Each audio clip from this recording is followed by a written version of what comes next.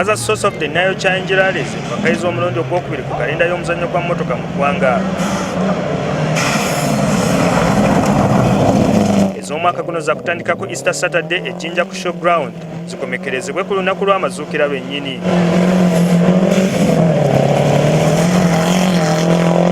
Motoka zino ezigenda okutalaga mu districts ey'Iganga, Mayuge, Luwuka ne Bugiri era zaakujjukirirako abagenzi Sospeter Munyegera wamu ne Mubaraka Kisingo. Tulina okubajjukiza n'abaana bano abaawansi bamanye nti waliwo ko Peter Sosi Munyegera, waliwo ko Mubaraka Kisingo wadde tebaabakola ki wadde tebaabalabako. Y'ensonga lwaki tusazzeewo tubajjukire tuleme kubeerabira kuba singa baali bo oba oliawo naffe tetwanditegedde nti motorsport oba motorralling yandibaddewo mu Busoga.